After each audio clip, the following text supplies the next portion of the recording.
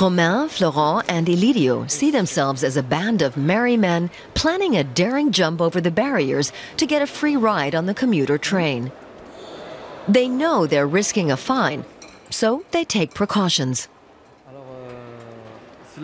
Most people go through the barriers here in the hall, but we don't want to draw attention to ourselves, so we're better off going around the other side. There are fewer people, and there's less chance of getting caught.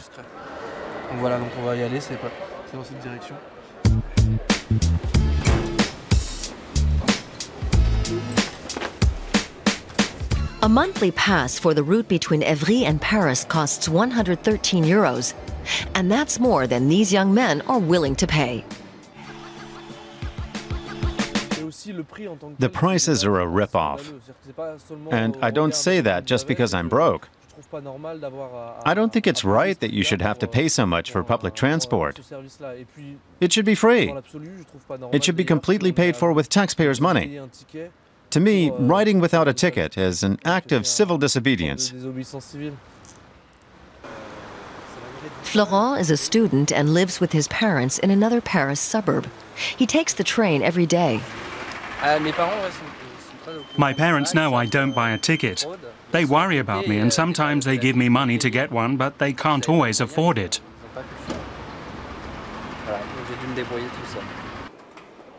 On some of the trains in the French capital, around 1/3 of passengers are traveling without a valid ticket. Pierre Cadeau was the mayor of a town outside Paris and spent years trying to tackle the problem. He says bringing back station staff instead of ticket machines would help. People who are paying for tickets see all these people jumping over the barriers, and it makes them wonder why they're paying. This is the new normality. It's no longer normal to pay. It's normal not to pay.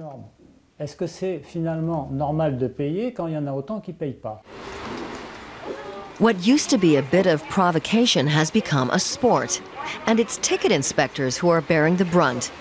Some young fare dodgers travel in groups and tend to get aggressive.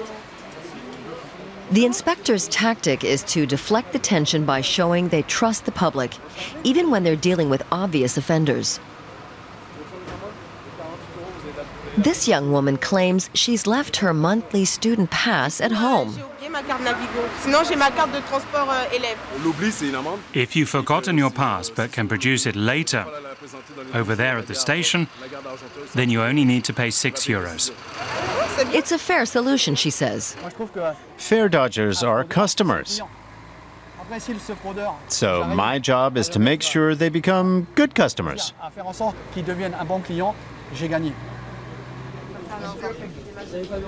In France, people don't just dodge fares because they don't want to pay. It's a national tradition. Even former President Jacques Chirac once leapt over the barriers with obvious enjoyment. I don't find that shocking. The barrier was broken. It just goes to show how athletic he was. Doesn't shock me in the least. Chirac might not have been deliberately fare dodging, but the incident is legendary nonetheless. An illegal student insurance scheme for fare dodgers even references the photo in its advertising campaign. Armed with a hidden camera, we pay a visit to its office in Lille, in northern France. We ask if we're in the right place.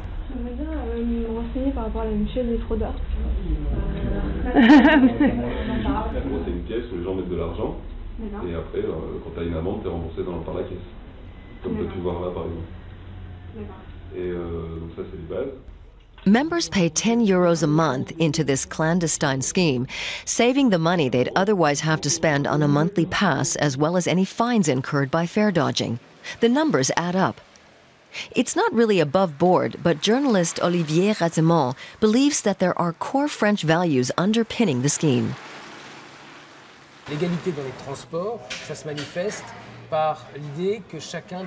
People want equality when it comes to public transport. That means that if one neighborhood gets a new bus route, then every neighborhood wants one. And people want liberty. They want to be free to get around.